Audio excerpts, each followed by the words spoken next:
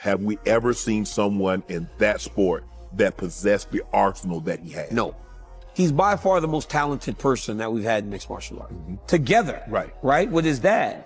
So their whole life they did combat sambo. Combat sambo was actually like gi tops, punching, grappling. Like they were essentially doing MMA as like kids. Right.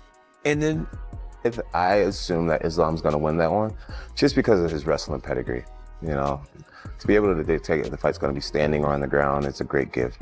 I'm rooting for him. I'm proud of him.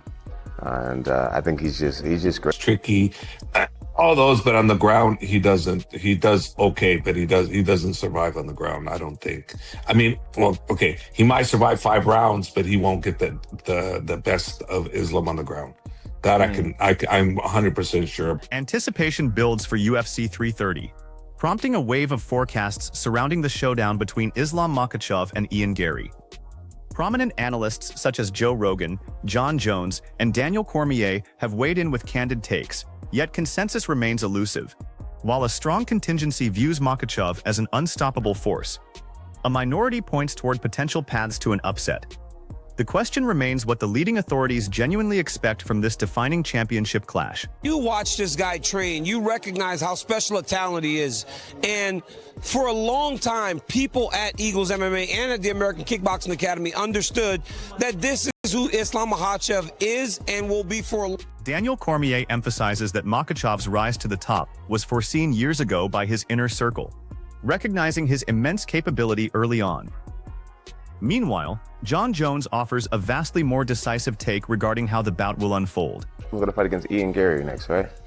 I assume that Islam's gonna win that one just because of his wrestling pedigree. You know, to be able to dictate if the fight's gonna be standing or on the ground, it's a great gift. Another guy with a strong team behind him, strong faith. I'm not rooting for anyone in that fight because I don't know either one of those guys on the personal level, but I'm assuming that Islam's. Jon Jones sides with Islam, identifying his superior wrestling credentials as the decisive factor. Furthering this idea, Cain Velasquez highlights the deeper dynamic that renders Islam such a formidable threat. Special type of athlete, as we all know. He's one of those guys that are at the pinnacle of this sport here. I talk with Javier all the time, and Islam and those guys are always doing great. So they're in great hands. Javier is the one who builds champions. He's a master at what he does. So he's always with those guys. He's always with Islam, and so I know they're in great hands. They're getting exactly what they need as far as the the fighting goes, the training goes, all that. So I see Islam just continuously doing what he's doing, and that's winning impressively.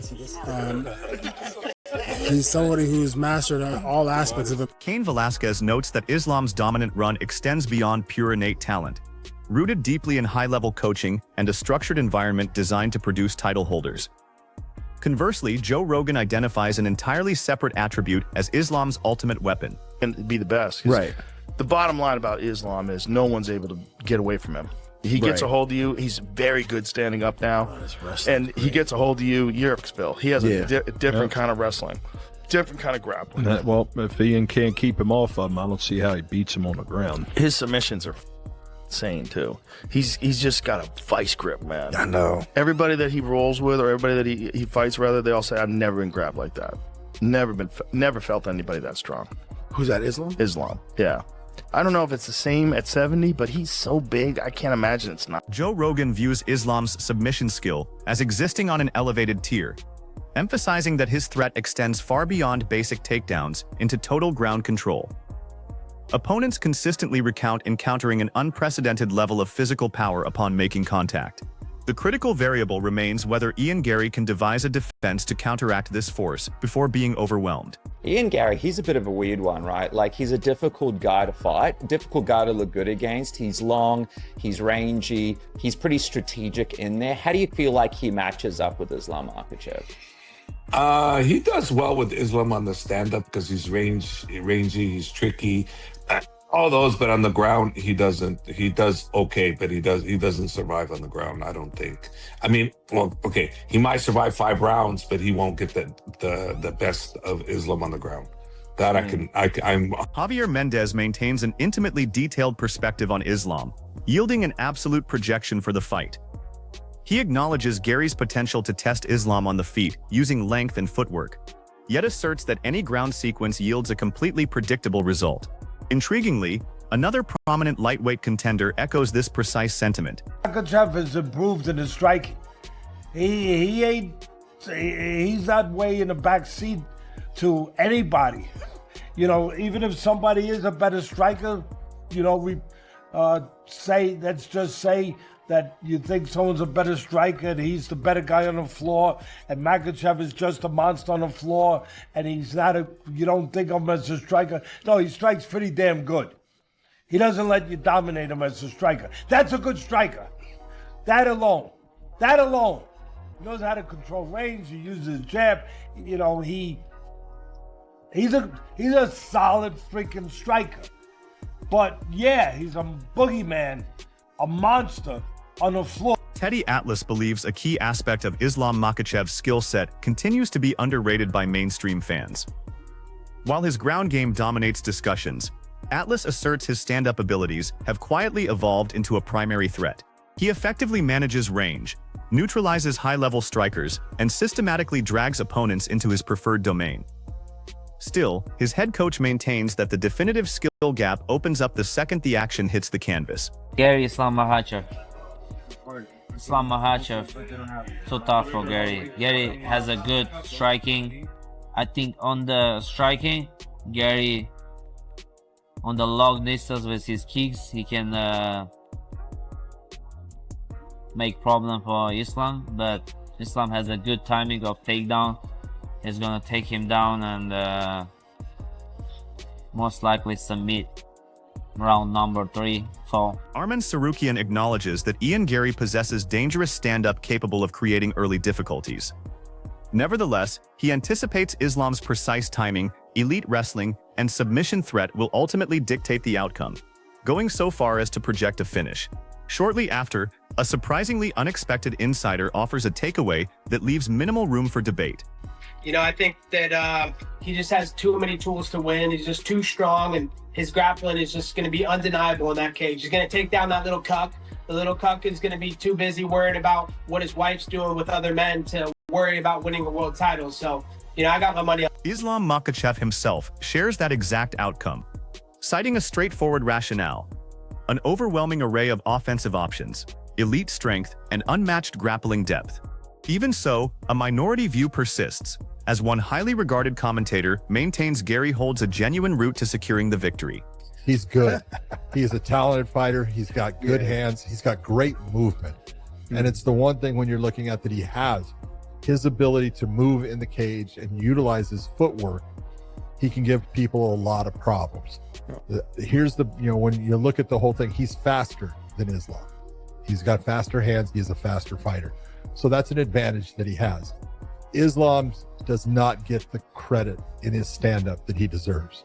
His stand-up is absolutely solid. He's got great kicks. His left kick up high is good. He'll bring it to the leg. And the real difference I see here, if you're going to look at it, Islam is going to be the shorter fighter, which is unusual for him. Because Big John McCarthy recognizes legitimate advantages on both ends of the matchup. He suggests Garry's mobility and quickness could yield success early on, while simultaneously noting Islam's striking remains severely underrated and far more lethal than most assume.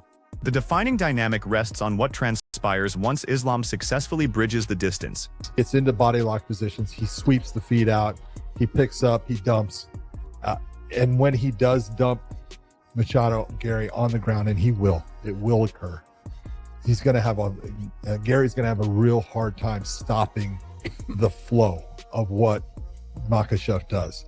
Makhachev moves to good positions, and if he can do damage by punching, he does that. But as soon as Garry tries to explode out, Makhachev's going to catch him in a position where now he's starting to sink, and that's where Makhachev can get the submission on him. Because Garry he is not as good as Islam on the ground. He doesn't have any kind of, position where he can look and say, this is a good position for me on the ground. No. He's beaten everywhere there. So he's got to keep it on the feet to be successful in the fight, and that's going to be very hard. Big John asserts that closing the gap fundamentally shifts the entire momentum of the bout. He contends that once Islam secures a grip, his positional control, heavy pressure, and submission setups render escape nearly impossible for Garry.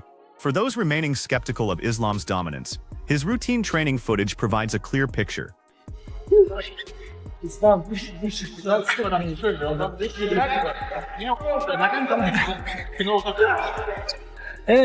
Мне нормально, если бал я не отдам, взять не обязательно.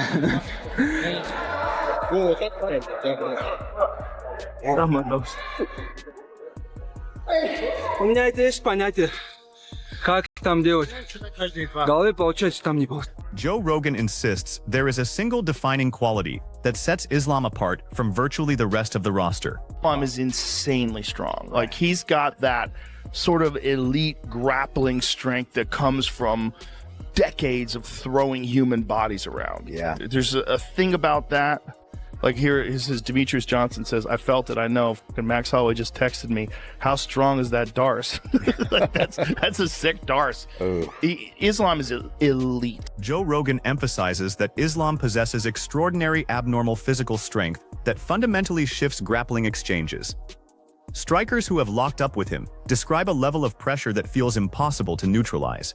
Combining that sheer power with elite, highly refined technique makes it clear why so many experts view this as Garry's most formidable challenge to date. Khabib is without doubt one of the all-time greats, one of the greatest to ever do it. But the difference between Khabib and Islam is elite stand-up wise. Like, Khabib was very good stand-up, but Islam knocked out Volkanovski with a head kick. That's not in Khabib's repertoire. Islam is on another level. It's like one more level above. He can knock you out standing. He can knock you out on the ground. He can submit you. He can take you down. He's fucking huge for the weight class, especially 155. It's like there's so many aspects, and you're always thinking about that grappling when you're... Joe Rogan presents a compelling argument, suggesting Islam Makhachev may actually be a more well-rounded martial artist than Khabib due to his superior striking skill set. According to Rogan, Islam's ability to dictate the fight across all dimensions makes him one of the absolute most dangerous champions in the sport. Yet, despite such high praise, a select group of analysts still sees a viable victory path for Ian Garry. I echo that sentiment. I mean, now listen, the thing that Ian Machado Garry has going for him is that range, is that speed. He's tricky. And the other thing I think he has going for him too is, and I think we talked about this, Josh, is that, I think if he wins the fight somehow, if Ian Machado Garry finds a way to win this fight, it's probably pretty boring, to be honest with you. Like, he's probably just sticking and moving, and but the thing is, he doesn't care. Boo him all you want. That man will stick to he's disciplined. He'll stick to his game plan. He's got high fight IQ, and he'll do what it takes for him to win rounds and to win the fight. It's a tall order for him. There is a path. It's just a very, very challenging path to get there. He's got to execute, spot on for 25 minutes. And I think not every observer views Ian Garry as a total underdog in this matchup.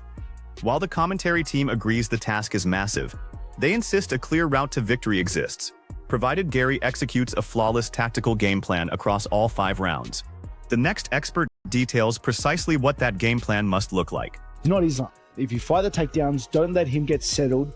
You have the cardio to back yourself, and you can beat him in the striking. You give him different looks to make him hesitant to close that space, because he's a pressure fighter. He wants to pressure you. In order for him to do that, he has to be walking you down. If you make him pay for every space, for every step he takes, then he has a hard night. It's a long night for him. Bilal, he's really good at it. He utilizes his kicks very, very well, I think, Ian.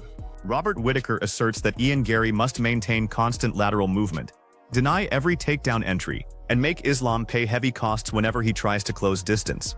Additionally, another group of analysts believes Garry's overall style presents an even trickier puzzle for the champion than many realize. The first 4 rounds with Prates, man, I don't think he had any problem with the movement, just to upset him. It's easier when a guy's trying to take your head off to take him down, because they got to commit to those punches, and it does open up their hips. Like Kenny said, when you could punch and move and it's awkward. It's not the prettiest thing. I think he poses a big puzzle for him. Ray Longo and Kenny Florian emphasize that Ian Garry's dynamic movement could present an unusual tactical puzzle for Islam.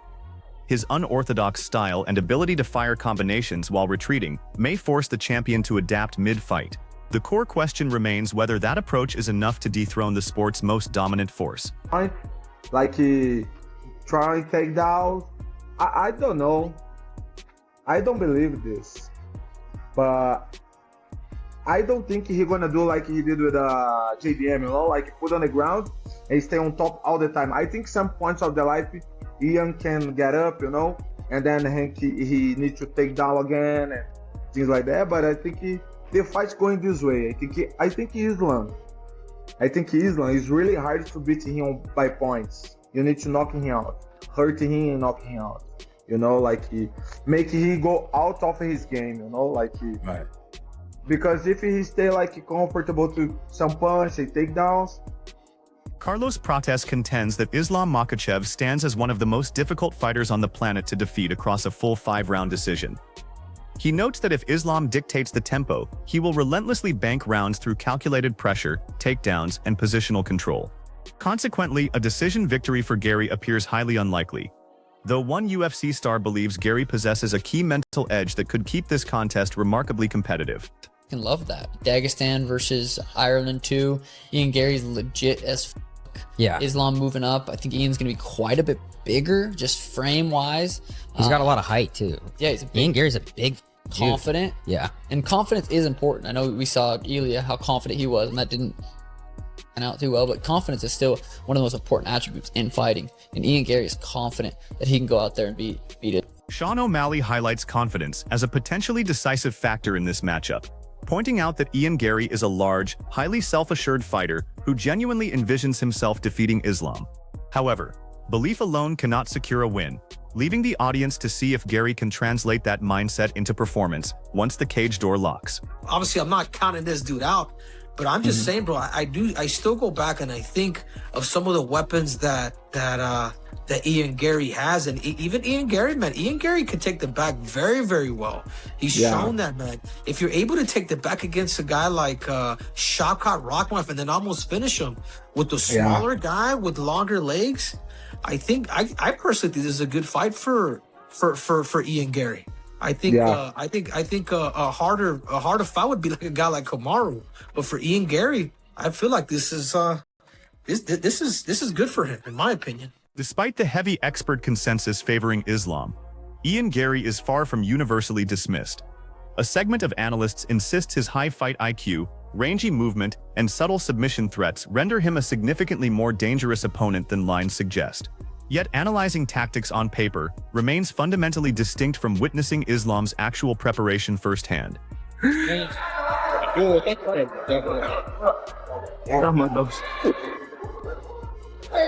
У меня это есть понятие, как там делать.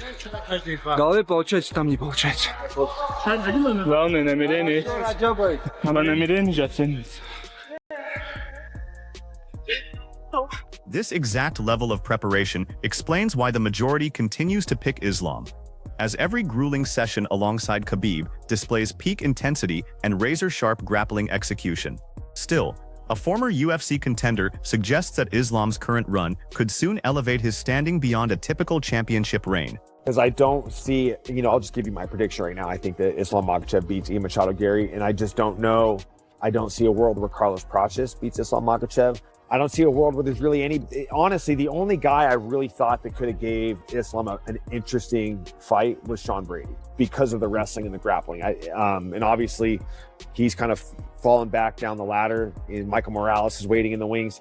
But it really all just depends on how long Islam wants to stick around, but I definitely think he wins this one. You could definitely put him in the talks for greatest of all time, but he sticks around and wins another 2 fights on top of that.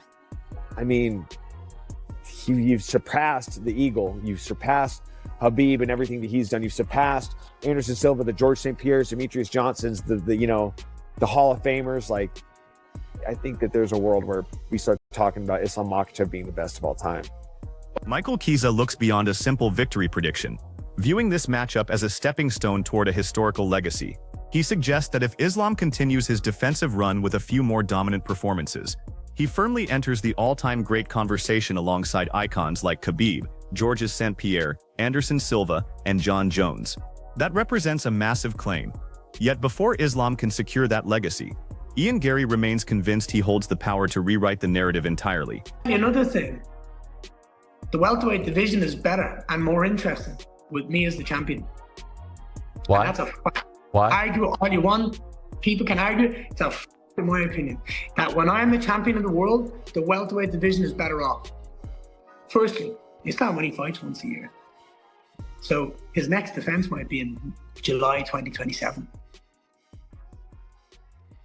But the matchups, the stylistic matchups, they're very different. You have on the cards a potential rematch with Carlos Prates. That would be massive. You have on the cards a potential, arguably the biggest fight you can make in the sport at a certain point is a potential rematch. Me and Shavkat Rakhmonov whenever he's able and capable to come back. Ian Garry views a potential victory as something far greater than capturing a belt, believing a win would completely reshape the entire welterweight division. In his view, dethroning Islam opens the door to massive marquee fights, high-stakes rematches, fresh rivalries, and an entirely new era for the promotion. It stands as a bold vision, particularly with a dominant champion standing in his path, as one competitor pursues all-time legendary status and the other seeks to claim the future of the weight class. Only one forecast will prove accurate when the octagon door closes. Following insights from Joe Rogan, Jon Jones, Daniel Cormier, Teddy Atlas, Javier Mendez, Cain Velasquez, Michael Chiesa, Sean O'Malley, and Robert Whittaker, it becomes undeniable that this represents one of the most compelling matchups booked in recent history. While Islam holds the edge across expert picks due to his complete skill set, elite wrestling, evolving striking, and championship poise, Garry's supporters maintain that his length, speed, mobility, and unshakable confidence present unseen problems for the champion. That volatile dynamic is precisely what makes the fight mandatory viewing, because while Islam stands as the clear favorite on paper, a single precise blow, momentary lapse, or sharp tactical read can instantly alter the course of history. Now the final call rests with you. Who leaves UFC 330 with the belt wrapped around their waist? Will Islam Makhachev push his dominant streak forward toward absolute legacy, or will Ian Garry shock the combat sports world with a generational upset? Drop your breakdown and final picks in the comments. And if you enjoyed this fight breakdown, make sure to like, subscribe, and hit the notification bell to stay updated on all the latest UFC breakdowns and combat news. Thanks for tuning in, and we will catch you in the next one.